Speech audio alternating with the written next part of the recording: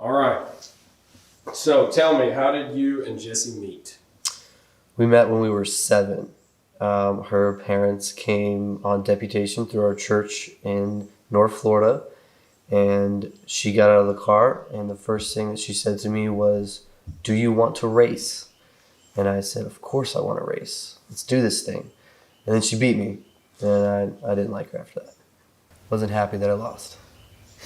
So yeah, that was the first time we met. And then we met again about 10 years later in Mongolia.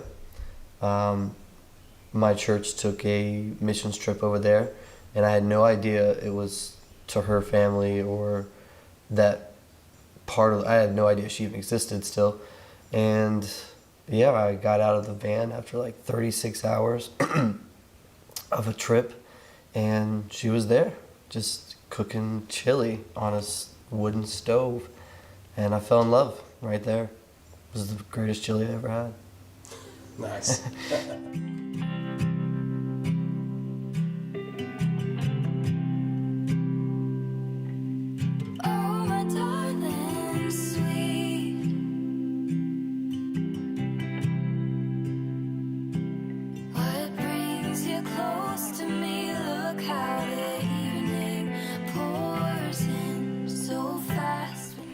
We met first when we were 7 in Georgia, I believe, and we were visiting his family right before we went to Mongolia on our first, I believe it was our first term.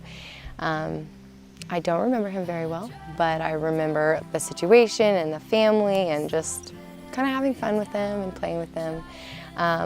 Then he came to Mongolia when we were 17, and he came on a missions team, worked for about 2 weeks, and it was cool, it was fun.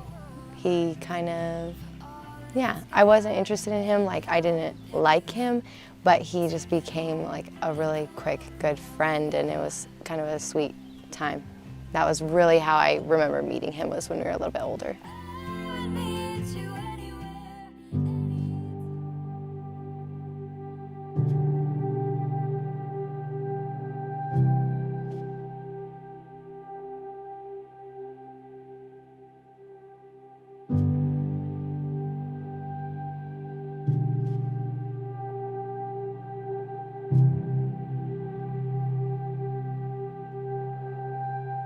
When we were younger, we were sons and daughters coming out of the water, holding everything. Now we're older, making sense of the moment, standing out in the open to find the light again. And now I'm seeing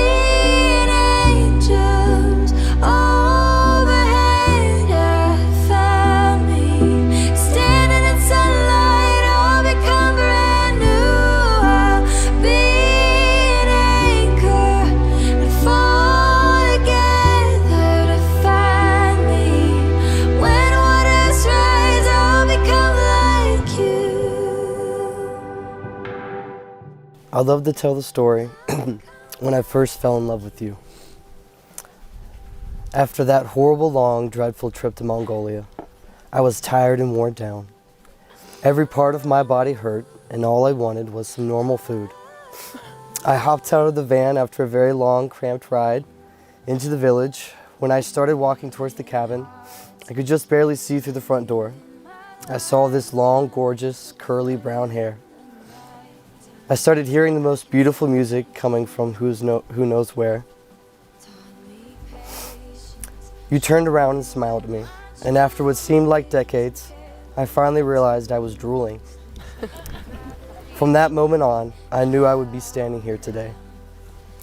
So Jesse, my sweetest friend, I cannot promise you a life of sunshine.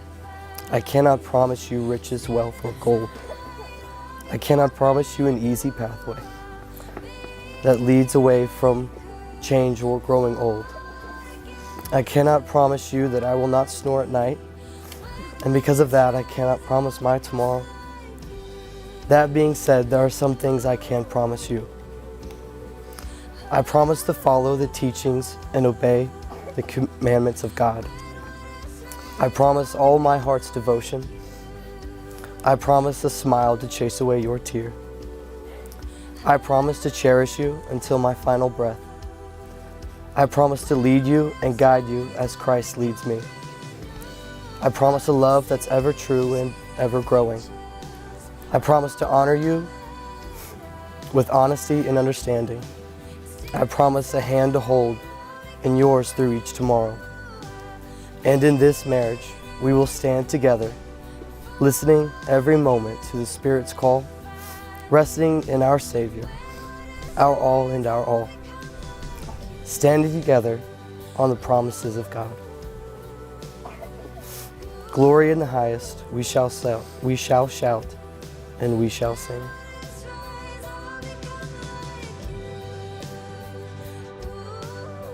He said, I'm going to marry that girl, and he stayed after it. Today, I thought about this time of celebration, and I watched as Jesse walked down the aisle. There's that look in his eye again. And I watched him.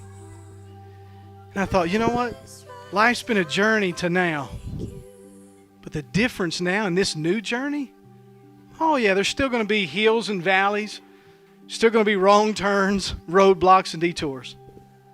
But the exciting part about it is, this time, you get to journey holding the hand of the one that took your breath away when you were 7 years old. What do you hope marriage is going to be like? Oh, that's such a big question. Now I'm gonna cry again. I think the biggest part is friendship and being together and kind of experiencing together. Stability.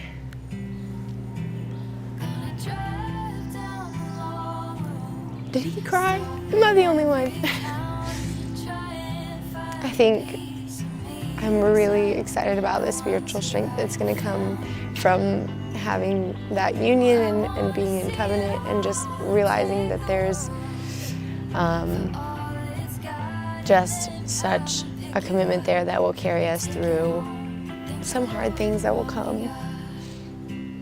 And just joy and fun. He is my best friend, so just the sweetness of being just together. We really have been long distance for our whole relationship, so I think this is kind of just a crazy transition for us. It's like, we're finally gonna be together. It's a little bit, almost even hard to imagine because we haven't ever really had that experience of just like, we're just together and everything is free. And so I think I'm looking forward to, I want it to just be companionship and kind of strengthening each other. And I love that he is a little bit, I'm really drawn to people who aren't totally an open book, and he can be very much hard to read at times. And so I've loved just getting to kind of like peel back the layers of his heart and understand why he thinks the way that he does, and his experiences, whether they've been really amazing or really hard, and why they've shaped him, and how, or really just why God put us together, and the strengths that I have that maybe coincide with his. And I don't know, it's just, I think I'm excited just to see what God has planned for us next and where we're gonna go, and what we can accomplish together because we're together, because God gave us strength in each other. So I think that's what I'm looking for. Is that right? Is that the right answer? Your answer.